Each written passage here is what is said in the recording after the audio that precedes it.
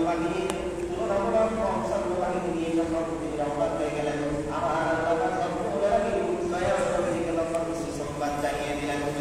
সুবহানাল্লাহ। সেখানে 16 রমজানের মধ্যে বদরের প্রান্তরে পৌঁছে গেলেন। যাবার পর দেখলেন যে সুবিধাজনক উঁচু জায়গা, শক্ত মাটি, এদের মাটিযুক্ত যে জায়গাটা আছে যেখানে স্থিরভাবে পা রেখে যুদ্ধ করা যায়, এবং সেই জায়গার মধ্যে একটা কুয়া ছিল। এই কুয়াটার নাম অনুযায়ী সেই বদর, বীরে বদর, সেই কুয়ার নাম ছিল বীরে বদর। সেই অনুযায়ী এই জায়গাটার নাম করা হচ্ছে বদর, বদর প্রান্ত। সেই জায়গার মধ্যে উপস্থিত হয়ে দেখলেন কাফেররা, সেই কুরাইশরা সুবিধাজনক জায়গাটা, পূর্ব দিকের জায়গাটা তারা গ্রহণ করেছে। মুসলমানদের জন্য যে ব্যবস্থা আছে সেটা হচ্ছে মরুভূমি, বালু, যেখানে স্থির হয়ে দাঁড়িয়েই থাকা যায় না। সেখানে দাঁড়িয়ে তারা কিভাবে যুদ্ধ করবে? সাহাবীদের অনেকের মনের মধ্যে কষ্ট চলে আসলো। অনেকে আমার দয়াল নবীকে আর্জিও দিলেন, ইয়া রাসূলুল্লাহ, এই যে অবস্থা, এমনিতেই সৈন্য সংখ্যা নাই, তারপরে আমরা একটা জায়গার মধ্যে আমাদের স্থান বলাবো। যদি সূর্য উঠে তাহলে আমরা সেই পূর্ব দিকে তাকাতেই পারবো না, চোখ মেলতে পারবো না, আমাদের চোখ বন্ধ করে থাকতে হবে। আর কাফেররা এবারে এসে আমাদেরকে ইচ্ছা মতো পিটাবে, আমাদেরকে শহীদ করবে, আমাদেরকে শহীদ করে দিবে। ইয়া রাসূলুল্লাহ, জায়গাটাকে চেঞ্জ করা যায়? আল্লাহ হাবিব সাল্লাল্লাহু আলাইহি ওয়াসাল্লাম বললেন যে চেঞ্জ করা যায়, করা যায়, তবে আমরা এখানে সুবহানাল্লাহ, কারণ আল্লাহ হাবিব সাল্লাল্লাহু আলাইহি ওয়াসাল্লাম যা দেখেন আমরা তা দেখি না। সাহাবীদের অনেকে বিষণ্ণ মনে বসে রইলেন যে আমরা কি করব, নাই পানি, কিন্তু পূর্বে তাদের রোজা রাখার অভ্যাস ছিল না। সেই বছরে প্রথম রোজা ফরজ হয়েছে, 17 দিন রোজা, খাবার নাই, পানি নাই, তৃষ্ণায় কাতর হয়ে গেছেন। এই অবস্থাতেই রোজা রাখা অবস্থায় তীব্র গরমের মধ্যে তিনি বদরের মাঠ পরিদর্শন করছেন। বদরের মাঠে নয়নকে হাঁটছেন, পরিদর্শন করছেন। এমন সময় আল্লাহর হাবিব সাল্লাল্লাহু আলাইহি ওয়াসাল্লাম একটা জায়গার মধ্যে দাঁড়িয়ে গেলেন। দেখে বললেন যে সাহাবীরা আশা মাসফাউলাল ওয়াদান ওয়া ওয়াকা ইয়াদাহু আলা আহদি সুলাইমান সুবহানাল্লাহ। দাঁড়িয়ে গেলেন, আর তোমার প্রত্যেকের মধ্যে রেখে দেখা করে দিলেন, তার দিয়ে দিলেন, বৃদ্ধ করে দিলেন। আল্লাহর হাবিব দেখে বললেন আশা মাসফাউলাল ওয়াদান, এই জায়গার মধ্যে আগামী কাল আবু জেহেলের লাশ পড়ে থাকবে। আল্লাহর হাবিব সাল্লাল্লাহু আলাইহি ওয়াসাল্লাম আরেকটু সামনে যখন গেলেন, আবার তিনি বললেন ওয়া হাদা মাসরাউ ফুলানিন কদান ওয়া ওয়াকা ইয়াদাহু আলা আরদ। আল্লাহর হাবিব একটু সামনে যাওয়ার পরে আবার সেই মনের মধ্যে হাত রাখলেন, দেখা করতে বললেন, বৃদ্ধ হাঁটলেন। সেই জায়গার মধ্যে তিনি বললেন এই জায়গাটা চিহ্ন করে রাখো, আমি দেখতে পাচ্ছি এই জায়গার মধ্যে এই জায়গার মধ্যে পড়ে থাকবে।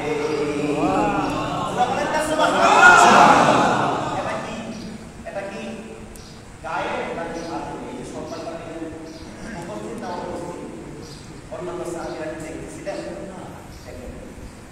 ওই সঙ্গে সাহাবী, অথচ সেই সাহাবীর দৃষ্টি শক্তি কেমন ছিল? মসজিদে নববীর মধ্যে দাঁড়িয়ে খুতবা দিচ্ছেন, হাজার হাজার মাইল দূরে সেই জায়গার মধ্যে সারিয়াতুল জামাল, ইয়া সারিয়াতুল জামাল বলে ডাকিয়েছেন। সেই জায়গার মধ্যে সারিয়া রাদিয়াল্লাহু তাআলা যে দলটা ছিল যুদ্ধ করতেছিলেন সারিয়ার মধ্যে, সেই জায়গার মধ্যে হাজার হাজার মাইল দূরের থেকে যুদ্ধ দেখার কথা বানিয়ে রাখবে আল্লাহ পাক রব্বুল আলামিনের হাবিব। সেই সময় আত্মীয় বলে এই জায়গায় আপনাদের লাশ পড়ে থাকবে। সাহাবীরা আশ্চর্য হয়ে গেলেন, সাহাবীরা খুশি হয়ে গেলেন, কারণ তারা জানেন ওয়া মা ইয়ানতিকু আনিল হাওয়া ইন হুয়া ইল্লা ওয়াহয়ুন ইউহা। আল্লাহ হাবিব সাল্লাল্লাহু আলাইহি ওয়াসাল্লাম তাকে জানেন, একটা বড় কথা বলেন না, তার মুখে জাবের ভাই আল্লাহ কোরআনের মধ্যে বললেন ওয়া মা ইয়ানতিকু আনিল হাওয়া ইন হুয়া ইল্লা ওয়াহয়ুন ইউহা। দয়াল নবী যখন তিনি যা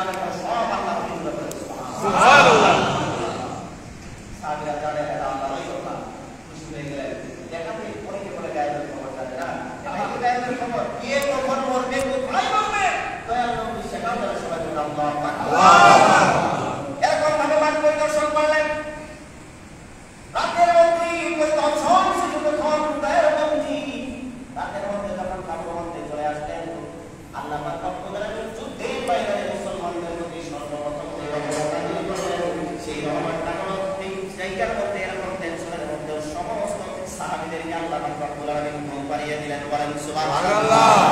আল্লাহ কোরআনের মধ্যে বলেছেন ইউকাশিফুল ওয়াসা, আল্লাহ রাব্বুল আলামিন তাদেরকে তন্দ্রাচ্ছন্ন করে দিলেন। এর কারণ হচ্ছে যুদ্ধের ময়দানে তন্দ্রা আসা, ঘুম আসা হচ্ছে আল্লাহ তাআলার পক্ষ থেকে সাহায্য। আর মসজিদের মধ্যে ঘুম আসা, তন্দ্রা আসা এটা হচ্ছে শয়তানের কাজ। যুদ্ধের মধ্যে আল্লাহ রাব্বুল আলামিন তাদেরকে ঘুমিয়ে দিলেন।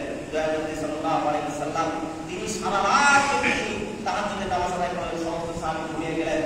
রাতের শেষ অংশে হযরত আবু বকর রাদিয়াল্লাহু আনহু ঘুম থেকে উঠে দেখেন আল্লাহ হাবিব সাল্লাল্লাহু আলাইহি ওয়াসাল্লাম তিনি সিজদায় পড়ে কাঁদছেন। দেখে বলছেন ইয়া রাসূলুল্লাহ, ইয়া হাবিবাল্লাহ, আপনি এরকম ভাবে কান্না করছেন, এইভাবে কান্না করছেন। দয়ালু নবী যখন বলছেন আল্লাহ আপনি যদি আজকে মুসলমানদেরকে যদি নিশ্চিন্ত করে দেন, কুরাইশরা যদি বিজয় অর্জন করে, আপনার নাম দেওয়ার মধ্যে পৃথিবীতে কেউ থাকবে না, আপনার নাম দেওয়ার মতো আর থাকবে না। মুসলমান ইসলাম ধর্ম নিশ্চিন্ত হয়ে যাবে, অস্তিত্ব থাকবে না। আল্লাহ আমাদেরকে রক্ষা করুন। এরকম ভাবে দোয়া করতেছেন। আবু বকর রাদিয়াল্লাহু আনহু গিয়ে দয়ালুদের হাত মনে করে বললেন, দেখুন ইয়া রাসূলুল্লাহ, অনেক হয়েছে, অনেক হয়েছে, এখন থামুন। আমি দেখতে পাচ্ছি আগামীকাল আমরাই বিজয়ী।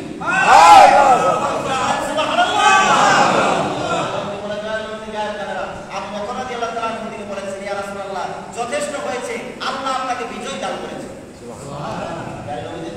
আল্লাহ জানিয়েছেন আবু বকর রাদিয়াল্লাহু তাআলা সেটা জানে যে আল্লাহ রাব্বুল আলামিন তাদেরকে বিজয় দান করেছে।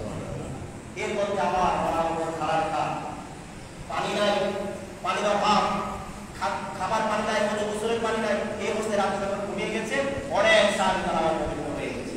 দিনের মধ্যে কষ্ট করে আসছে, একটু স্বস্তির ঘুম ঘুমাইছে, অপবিত্র হয়ে গেছে। চিন্তায় পড়ে গেল, আরে আমরা ঘুমের মধ্যে অপবিত্র হয়ে গেলাম, আমাদের অপবিত্র হয়ে গেলাম। এই অপবিত্র অবস্থায় কেমনে আমরা যুদ্ধ করবো? শয়তানও তাদেরকে ধোঁকা দেওয়ার চেষ্টা করলো। তোমরা যদি সঠিক পথেই থাকতা, তোমরা যদি হকপন্থী হইতা, তাহলে তোমরা রাতের মধ্যে অপবিত্র হলা কেন? তোমরা অপবিত্র হয়ে গেল, সর্বদোষ হয়ে গেল তোমাদের, তোমরা অপবিত্র হয়ে গেলা, তোমাদের পানি নাই, পানির ব্যবস্থা নাই, কেমনে যুদ্ধের মধ্যে শয়তানের ওয়াসওয়াসা দিচ্ছে। আল্লাহ পাক রব্বুল আলামিন কিছুক্ষণের মধ্যে, মুহূর্তের মধ্যে দ্বিতীয় রহমত নাযিল করলেন, মুষলধারে বৃষ্টি বর্ষণ করলেন। এই বৃষ্টি হওয়ার সাথে সাথে সাহাবীরা তারা পানিতে গোসল করে, পানি পান করে তারা সতেজ হয়ে গেলেন, প্রফুল্ল হয়ে গেলেন। সেই বালুকাময় জায়গাটা শক্ত হয়ে গেল। কাফেররা যে জায়গাটা গ্রহণ করেছে, উঁচু জায়গা, এদের মাটিযুক্ত, সেই জায়গাটা এমন পিচ্ছিল হয়ে গেল, তারা তাদের সেখানে দাঁড়িয়ে থাকাই কষ্টকর হয়ে গেল।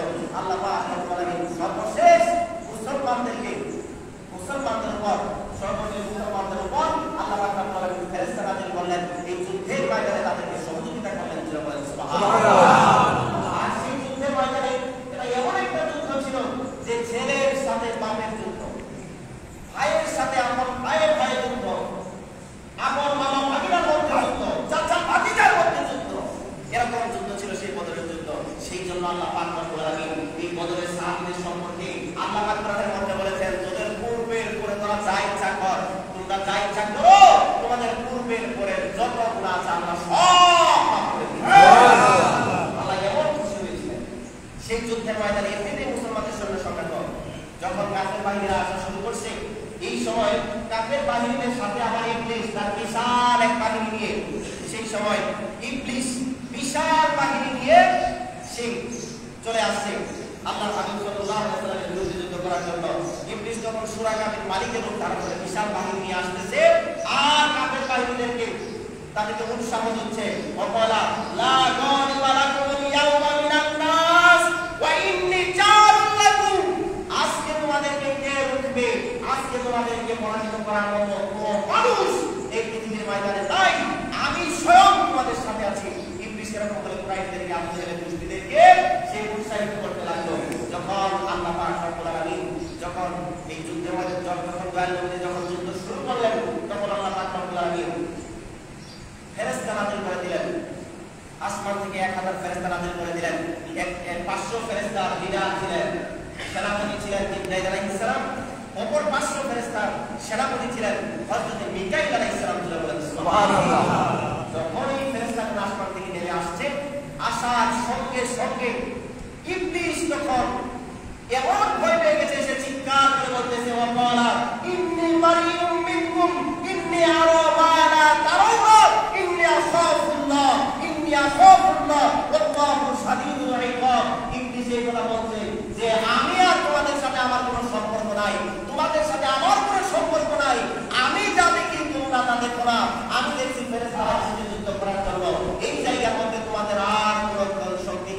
আসবে না, আমিও ধ্বংস হয়ে যাব। এই কথা বলার পরে ইবলিস তার দলবল নিয়ে সমুদ্রের মতো দ্রুত গতিতে দৌড় দিয়ে ঝাঁপ দিল তুলে বলে একবার আল্লাহু আকবার। ইবলিস পালিয়ে গেল, যুদ্ধ শুরু হয়ে গেল। যুদ্ধ যখন শুরু হয়েছে তখন তুমুল ভাবে যুদ্ধ হচ্ছে, কাফেররা থপ থপ করে পড়ে যাচ্ছে, ফেরেশতাদের চাবুকের আঘাতে পড়ে যাচ্ছে মুসলমানদের তরবারি নাই, লাখো হাতটা তরবারি। সেই সময় আল্লাহ কি রহমত, মুসলমানরা কি দিয়ে যুদ্ধ করবে?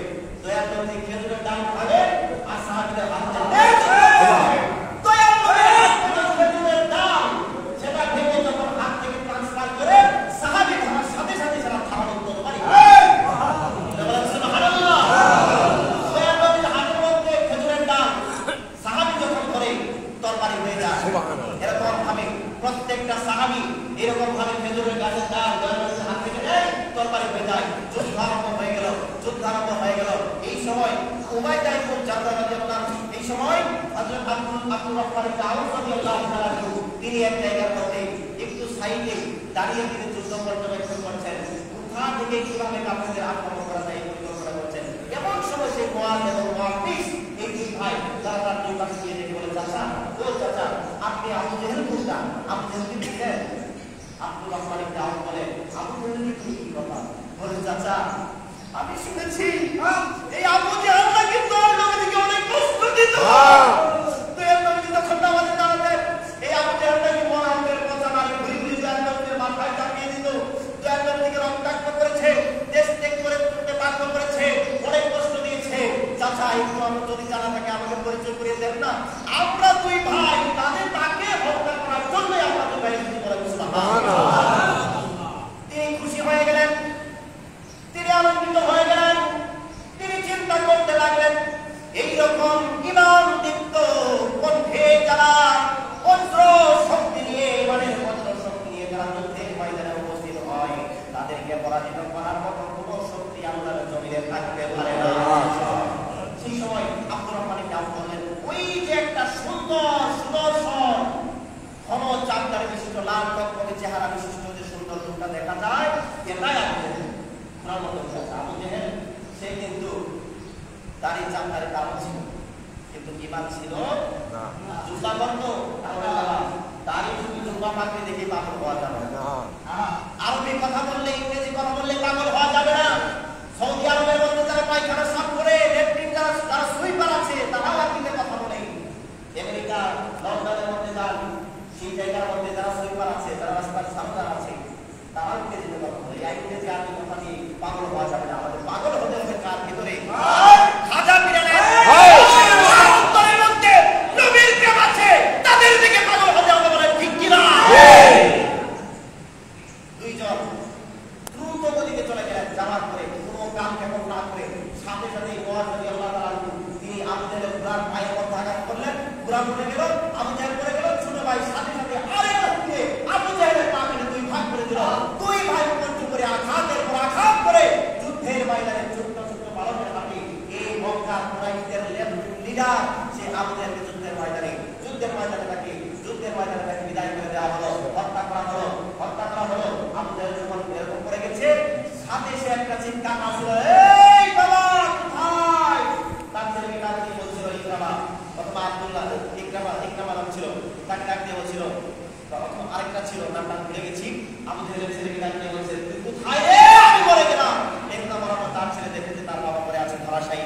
এই অবস্থায় আশা করে সে দেখেছে তার বাবা সে মরে গেছে। তখন মুআয রাদিয়াল্লাহু তাআলা দুই ভাই যখন তাদেরকে আঘাতের পর আঘাত করছে, এই আবু জেহেলের সন্তান এসে তখন তাদের দুই ভাইকে আঘাত করলো। মুআয রাদিয়াল্লাহু তাআলা হাতের মধ্যে এমন ভাবে খুব মারলো, ডান হাত আর কেটে মাংস কেটে চামড়ার সঙ্গে ঝুলে গেল। বাম হাত দিয়ে আঘাত করছেন। এই অবস্থাতে দেখা যায় ডান হাতের মধ্যে ব্যথা লাগে, পাড়া দিয়ে ডান হাতটা টান দিয়ে ঝপ করে ছিঁড়ে ফেললেন।